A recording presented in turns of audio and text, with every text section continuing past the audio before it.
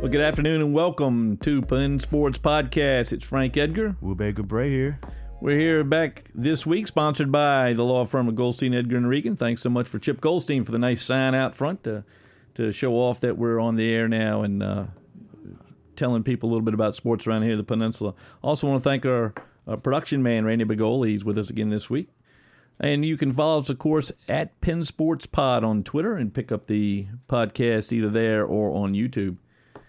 I tell you, Wube, what a week in sports. We have seemed to have timed our interviews perfectly. Coach Eric Decker and his Poquoson Bull Islanders go all the way to Salem, win their 10th team state wrestling title yesterday. They had 5 individual state champions led by the McCormick brothers, Patrick McCormick and Cole McCormick. Patrick McCormick, get this, Wube, this is his 4th state title in 4 years in high school. Awesome, man. He's going to the University of Virginia. Go Wahoos. I know you're happy about that, Frank. Oh, I'm thrilled to have him up there. And then his brother, Cole, got his first one. Mason Facella, a family friend of mine. Mason got a state title. Robert Hennessy won one. And Brett Poltney over at the 113-pound mark got him started on the state title run with his win. So we had Coach Clark from Tab, championship, right? Correct. We had Coach Decker from Poquoson, championship, right? That's right. And today we're going to have head swimming coach at York, Miss Courtney Kelley. Courtney Kelley, Yep. championship. We're also going to have head coach from Phoebus, the boys basketball coach, Coach Daniel. So hopefully they can get a championship after this. We're the good luck charm here. Let's not fail to mention our friend Shonda Bailey over at Hampton High School. Shonda Her Bailey. team, Shonda's team, defeated Woodside in a good close game this week to win the Peninsula District. So, and they start out this week against Warwick in the 5A playoffs, Frank, at home. As they're going to play the winner. If they win, they'll play the winner of Green Run and Norview. lots of state titles around the area. So and folks, if you're looking at things to do this coming week, going out to these high school basketball games, this is where the action's going to be this week.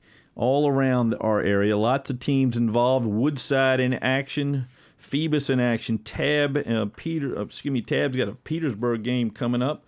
Lafayette, Denby, Grafton, Smithfield, Kings Fork, and Heritage match up. So, and then of course Hampton and Kickingham at Green Run this coming week. Their first round playoff. So a lot of local teams in action. Yeah, I was a little disappointed we weren't able to get that Peninsula versus Peninsula game over here, but it was already predetermined that it was going to be a Green Run. I'm talking about the Hampton versus Kickingham game. And Amori is the favorite on the 5A boys side, and Princess Anne's the favorite on the 5A girls side. So hopefully our Peninsula teams can get that upset later on down the line in the playoffs. I hope so. And then of course we have the girls teams in action: Woodside, Minchville, Hampton, and Warwick. War Hill, Jamestown, Heritage. Heritage draws Lake Taylor. That should be a good matchup. The number 1 Tab Tigers face Petersburg this week. And then Phoebus and New Kent, Bruton, and Poquoson. So, I mean, not many schools are left out of that list. Yeah, we got a lot of good schools, still playing. Like both Woodside teams are playing in the 6A. Hampton girls, like we said, Hampton boys, they're both playing. So let's put out our pom-poms and root for the Peninsula and see if we can get some state champions. Yeah. Great basketball. Added to the list that we already have with swimming and in wrestling. And I want to point out the Daily Press does have a full schedule of playoff games. It's online now. It was in, I believe, yesterday's paper. It's probably in there again today. So catch up on where the games are going to be played. With all those teams involved, there's bound to be one near you. Well, let's go to our first guest. Well, we're joined today by York High School swim coach Courtney Kelley. Coach Kelley, thanks for joining us. Absolutely. Thanks for having me. Well, you must be at least headed back from your championship, or you've gotten back from this championship. But congratulations on York girls winning the state title in Class 3A. Thank you so much. It's I got back late Friday night, and I'm still kind of in that hangover phase of being halfway in shock and halfway realizing that we did win state. So, well, you were very close last year. We were. So what do you feel like the difference was this year that give your team that little extra boost to push you to the top? I think our bench, if you want to call it that, I think we're very deep. We've had freshmen that have come up this year um, that just entered high school that are just amazing swimmers. The last relay that we won, we swept all three relays at states, but the last relay was composed of two freshmen and two sophomores. So we've just got we're loaded. We've got a lot of girls, a lot of talent, and I think that made the difference this year, despite not having diving. I'm not sure if you're aware of all of that, but no, we know very little about diving other than we don't do it in the shallow end. That's about it. No, that's exactly right. Not head first in the shallow end, but where the Bay Rivers or York County will not sponsor diving, but all the other states, all the other teams like out west, up north, have diving. So the team that came in second to us had almost 50 points in diving. And yet we were still able to beat them, which is quite a feat. They had 4 divers. And it was questionable going into prelims whether we could pull it off or not, because that's a hard deficit to overcome, especially since we don't have divers. But the entire girls team, they were aware of that fact. They were aware that they had to rise to the occasion. They did so in prelims, and they definitely did it in finals. The freshmen, Laura Gaffney is a freshman. She got second in her events, I believe both events. Bella Kimball got third in one of her events, also a freshman. We're just kind of deep, I would say. Our bench is deep. We're going to miss Alex and Danica next year. There are 2 seniors who are off to swim for Virginia Tech and Tennessee, respectively. But I think we've got a young team, and I think that our bench really helped us through this season. Well, Coach, talk a little bit about you, and give the community an idea of when you started coaching at York and your swimming background. This is my 10th season at York. I was a club swimmer when growing up. I was a sprinter, top 50 in the Southeast. But by the time I got to high school, I was burned out. But thank God these girls aren't. I was a court reporter forever. That was my career, but I quit to become a mom and got back into the swimming and coached the masters team at the Y. And then I coached the age group team at the Y, the Victory Y in Yorktown. And then I coached our neighborhood swim team, age group team, which was Merle Bank. And then the York High position came open, and I just jumped at the chance to coach. I missed swimming. I still swim, as an exercise, but just being there and just being in the competition, it's just what I love. I love it. I love it. Now, Coach, obviously this is now a year-round sport. I guess it's been a year-round sport. How do you convince your swimmers to swim high school in addition to probably several other obligations they carry throughout the year? Yeah, we have some IB swimmers. I try, I don't make them come to our practice but once a week, just so they can at least be seen, so that the team knows who they are. But I know that they're getting a better workout through their year-round, through their club coaches. I'm aware of that, so I don't want to interfere with that. I don't interfere with their meets. I try to work very well with what they are doing outside of states and outside of our York High team, because I know that that's where they're really going to get the recognition. That's where the scouts come, even though there were some scouts at our championship. So I try to work with them. As a swimmer who was club and high school, I understand the struggle. I don't want to make it harder for them, and I want them to be able to compete on the high school team. And we do what we can to accommodate them. So, Coach, you all won the 3A, and Jamestown was the 4A champion. What's in the water over there in the Bay Rivers district? We're surrounded by water. And my theory, and it could be completely wrong, but my theory is they get kids in swim lessons when they're young, because almost everybody I know has a boat. There's water everywhere, and they just need to learn how to swim. And I think that when the Olympics come on every 4 years, I think people look at it and think, oh my gosh, my kid could be doing that one someday. So if they have raw talent, which so many of my swimmers for York actually do, then I think that their parents and a coach see that, and I think they just take them and they hone that talent. And, it takes a lot of dedication to do this. But I honestly think that the area is just, literally it is in the water, because we're surrounded by water.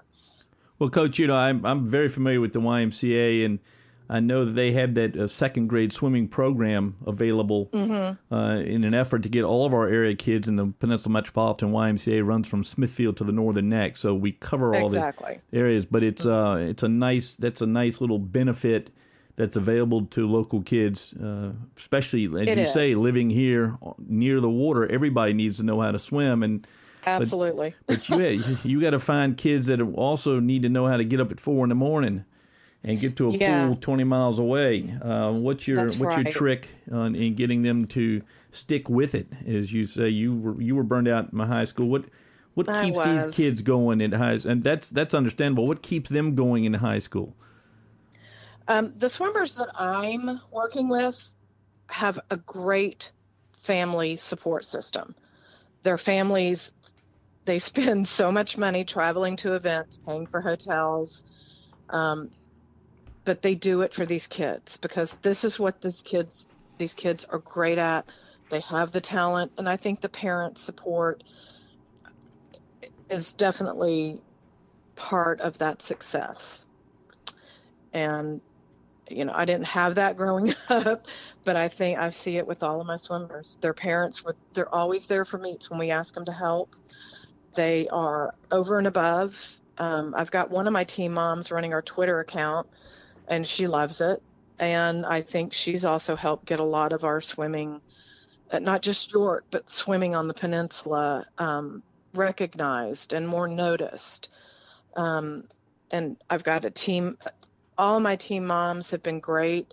This year she was a new team mom. And just the organizational skills, just the help that we can get from them, and just pushing their kids, No, they don't want to get up on a freezing cold day and get in the car and drive. And the last thing that they want to do at 5 a.m.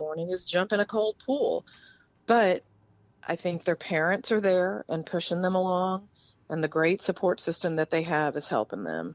Well, I don't want you to get away without mentioning your co-coach up there, Reggie Moore. Yeah. What does Reggie help? Reggie. What did he bring to you this year? He is a lot younger than me, I'll say.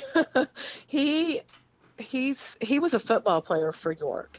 He kicked for York. He played soccer for York. He graduated from York, went on to play college football at Randolph-Macon. Then he came back and coached York's girls soccer, and he also coached Bruton High swim team for a while. So what I think he brings is youth. I think his workouts are a little bit better than mine, because after 10 years of coaching, you just go to your own set of workouts and kind of rotate them. And I think he brought a lot of newness to this team this year with our workouts, and I think that helped a lot too. And he's very energetic. He's, as I said, he's a York alum, so he wants to see York promoted and do well.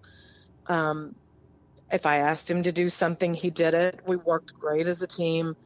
We divided, I think we divided our duties very equally, and he was a big help for the kids. Well, it's outstanding, and an outstanding job. I'm sure that Championship Day was probably the most exciting day in most of your swimming family lives, but I imagine the second one, and growing up 2 doors down from a family of swimmers in Hampton, I would say the second most popular day is the day that the swimmers turn 16 and get their driver's license so they can drive to the pool by themselves at 5 a.m. That's their parents' favorite day, honestly.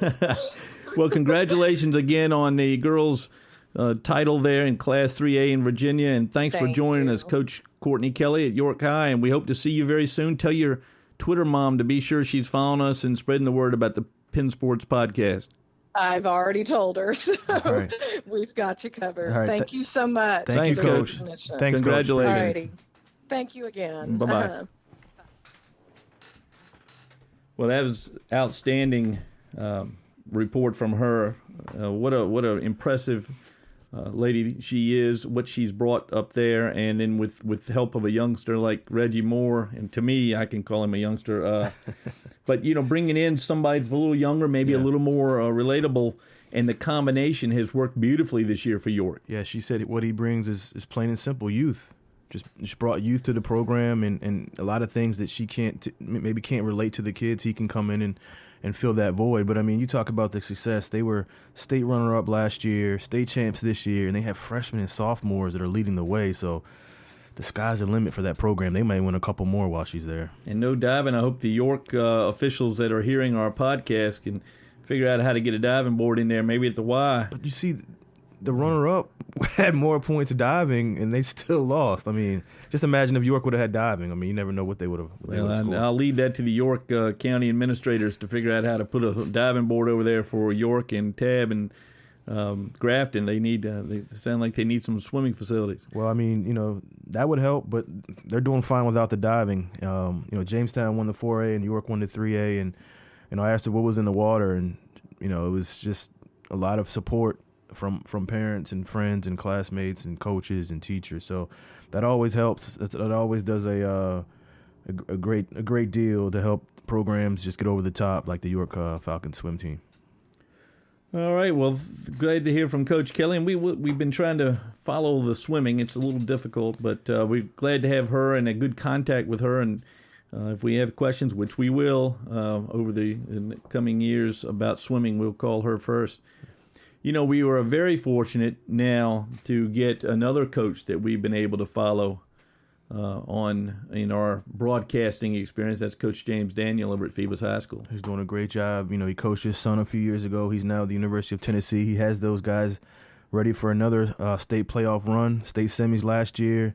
Had 2 injuries early in the year. I was a little worried, but Coach told me, don't worry, these young guys will help us lead the way. Of course, they have that dynamic player in Miles who's doing a great job. He's leading the team in scoring and very humble, 3.7 GPA, and good things rolling over there in Phoebus. I look forward to hearing what he has to say. Coach Daniel, how you doing? Doing great. And yourself? Doing great, Coach. Now, I thought Phoebus was a football school, Coach. These last few years you're having a great year, and it's more of a basketball school now, huh? Well, I can't say that. We still love our football there at Phoebus High School. We just learn from our big brothers and keep it moving. I hear that, Coach. Now, Coach, personally and professionally, I was a little worried when you lost those 2 studs. You lost Todd and you lost Temple, but it seems like you haven't lost a beat with some of these young guys. Well, we have a motto, next man up, based on any reason that the first man in front just falls out. We've been fortunate to have great depth at Phoebus the last several years in developing youth and them actually performing at a level that we could be proud of. Hey, Coach, Frank, I wanted to ask you, we got to broadcast last week and saw your team play the Hampton Crabbers. Let me talk to you about your big men that I thought played a whale of a game that night, Detion Leach and Dominique Johnson. What do you think? How those guys have really improved since I saw them last, and what do they bring to you that you haven't had maybe in the past couple of years? Well, when we had Kyrie, it's interesting you mentioned Kyrie. I feel as far as Detion Leach, it took a role player type of role and kind of like just was a 4-man rebound, shot the ball inside, didn't do too much. With the absence of Kyrie, I feel as far as we call him big body. We feel as far as big body had really stepped up, extended the game, and we moved him to the 3 spot. So that really gave us mismatch problems. And I think the guy, unsung hero, is Jamal Everett. He's a kid that came in, played JV last year. He kind of like freed Big Body up, and he helps Dominique on the boards. Dominique, what a lot of people didn't know, and I didn't know prior to getting Dominique, that his IQ level is extremely high. So with Dominique inside and Big Body going to the 3, I just did think it really gave us more size, more depth. And with them guys crashing on the boards, I think it just really helped us inside overall. Well, Coach, you mentioned those guys, but you can't talk too long without mentioning Mr. Miles. What does Mr. Miles bring to your program besides scoring? Well, Mr. Miles is one guy we couldn't afford to lose. I mean, he's our glue. He's our leader. I'm so proud of him. He's had a great career. He's been locked in, focused. You know, as we're going through film and we're criticizing the boys, nobody gets criticized harder than him. And he's one that takes it on the chin, accepts it, grows with it. Thus, the other guys follow his lead. And, you know, we could talk about his scoring, but that would be undermining his really potential in reference to what he brings to our program. His leadership, I mean, he's a 3.7 GPA student. Probably never been in trouble a day in his life. Just the example he leads allow young kids to step up to that level and perform at a higher level than they would perform. Well, he carried you very deep in the state tournament last year. The other night we watched him, especially in the first half, where he kind of drifted to the hash mark, held the defense kind of spread, and let his teammates battle it there in the first half. Then I saw him step up in the second. Is that something that you had designed for him to do? Well, not particular. You know, he has a tendency to try to let everybody else get going and try to let them find a rhythm. You know, but he knows he can't score 60 points every night by himself, and he knows he can't get all the rebounds and assists. He knows he needs some of the younger kids to step up. I mean, we had Antoine Edwards, who hit two big threes going down the stretch for us. You know, and them guys don't get a rhythm. They don't get looks early. Then, you know, they're playing a little nervous and tentative going down the stretch. So I think Antoine just allowing them to flow through it at times early on helps us overall as a team. How do you feel about heading to the playoffs now? You start this coming week. You got Booker T. Washington to start with. What do you got to do to make it back to the state finals? Well, you know, last year our cry was healthy and hungry. And I think we're more hungry now. We started the season talking about unfit as business. And we're healthy. Nobody's hurt. And we're definitely hungry. We're hungry to get back to the semifinals and more to the finals and win this thing this year. Hey, Coach, what did the district championship mean to your program? I mean, it's not like it used to be, but it still carries some kind of weight. Well, you know, just in reference to the local guys in the Peninsula District that we feel as though it's one of the strongest districts out here from top to bottom. In any given night, anybody can beat you. And that's going 17-1 in that. I just think it gave us a tremendous amount of confidence. I mean, it gave us, you know, a sense of knowing who we are, playing different styles of basketball. As you know, we can play real up-tempo. And now with, you said earlier, with Dominique and Jamal and Big Body, you know, we can grind it out too. So I think that Peninsula District, the various type of teams that we play, just is going to help us down the stretch. And, Coach, you've got, one more home game, is that right? And then you guys will be on the road for the rest of the playoffs? No, we're number 2 seed. So we play Booker T on Monday. We play the winner of, I think it's Norcom and South Hill. It's one of the teams up there in the South Hill Norcom area. and Parkview, yes, sir, yep. Norcom and Parkview. We play the winner of those, and we'll play them at home. And depending how Hopewell does, if Hopewell wins, then we'll play at Hopewell on Friday. Well, it sounds like a busy week for you. It is. But it's better than last year's format. And finally, Coach, let me talk to you about your son. He's in the middle of his last year of college basketball at the University of Tennessee. How's he doing down there? He's doing good, learning every day, tremendous opportunity, very proud of him. You know, he's always been a gym rat, but now he's able to be around other guys who are gym rats also, who has the same aspiration that he has day in and day out. You know, he would tell you that practice is harder than games. He would tell you that he's gained a tremendous amount of respect for the level of play, you know, what they consider in the top 5. So he's really enjoying himself and enjoying the experience and just capturing all And I tell them all the time, hey, when you're going through, enjoy it, so you can get the most out of it. And I think he is. Well, Coach, we've enjoyed you this year and the last few years. We appreciate you always giving us time, and good luck the rest of the way, Coach, and hopefully we'll get out there and broadcast another one of your playoff games. Oh, man, we would love that, and appreciate y'all guys giving me some time on the air, and go Phantoms. Very good. Thanks, Coach. All right, thanks, Coach. Thank you. Bye-bye. Wow, I joked with him, Frank, about how Phoebus is a football school, but he kind of backed away from that. But I mean, all jokes aside, basketball team is doing a great job this year. Well, he's done a terrific job. One of those, really, the three long-term coaches in the Hampton City schools in high school. Very fortunate to have him down there in Phoebus. What a lineup of players he's had. Oh yeah.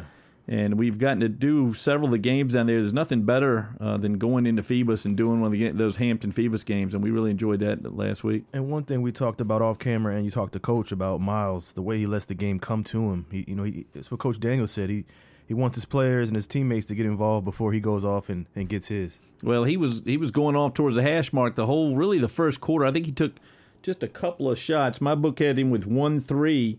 And he didn't jump on the three-point shot in the first quarter. And then all of a sudden he turns on the switch. And I hate to compare him to so early in his life, but he had this David Thompson-like elevation that he could get his jump shot off anytime he wanted. And that's going to be hard. I think it's going to be hard for other coaches to scout because they don't know what to expect and when to expect it from him. And two, he's always open and he can always get his shot off. So how do you defend that? Yeah, I mean that's one thing that like you said, they lost Todd and they lost Temple, who were great players, great role players, active on the boards, athletic. So Miles' role may have changed a little bit. Now he's getting double teamed. You mentioned it on air. Diamond Johnson like defense they were playing against Miles in the Hampton game. So he has to adjust to that. And he does a great job. Like he lets the game come to him. His teammates are always involved, and third quarter is when he really steps up. Well, he's got more talent at Phoebus this year than he did last, even with the injuries. Right. They just seem to be a better team, and they seem to be built to go deep. Well, another good collection of coaches to talk to today. Wu Bei, Coach Daniel and Coach Kelley, both doing great things at their high school. And we do encourage all our listeners to get out there and support these teams. Absolutely. Going to a swim meet could be a little, I hate to say it, dry. But it's just hard to, unless you're in the community, hard to figure out what's going to happen. But I'm sure they have programs they hand out, at least to these tournament meets. Well, Coach Kelley said they have a team mom that's helping with the Twitter and getting all the results out. And we appreciate her coming on and following us on Twitter to give us a lot of information on their state championship run. And with Coach Daniel, they're on a championship run now. So we appreciate him coming on the show. He's always willing to talk to us about his program. So we're like I said, we're building this podcast, and we appreciate all the local support. Well, we sure do, and you can follow us on Twitter at PennSportsPod, PenSportsPod, and on YouTube it's Penn Sports Combined. I found that you have to combine the two words, then podcast, to get the link to the podcast. I want to thank Randy Begoli for doing a great production, and want to thank our sponsor, Goldstein, Edgar, and Regan, for providing us a location and support as we get this thing going. If there's something you think we need to cover or want to be on the show, just let us know. Send us an email at pensportspodcast@gmail.com.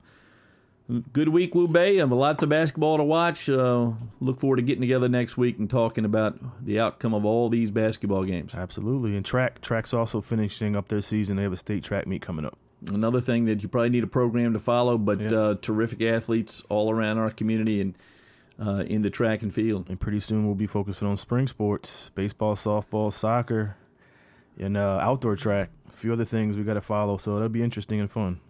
And want to finally congratulate all the Peninsula participants in the spelling bee this past weekend. The local schools they didn't win it, but they participated. I know my daughter's friend Lydia was the representative of Glory Day Lutheran School out there on Fox Hill Road. And we had several other competitors from the Peninsula. So thanks to WHRO for putting that on. That's always fun to watch. It was broadcast and will be rebroadcast there. But congratulations to the young folks that get out there in front of the whole audience and a TV camera and spell words that we have to all look up in dictionaries. It's not easy at all. It's not easy when that light comes on. They give you that word. A lot of these kids freeze up. But congratulations to the winner. I think she was from Princess Anne. He actually. He, I'm sorry. He and apparently he spelled a word that's got about 25 letters in it, and I'm very impressed. But thanks for joining us. We'll see you next week here on Penn Sports Podcast. See you next week.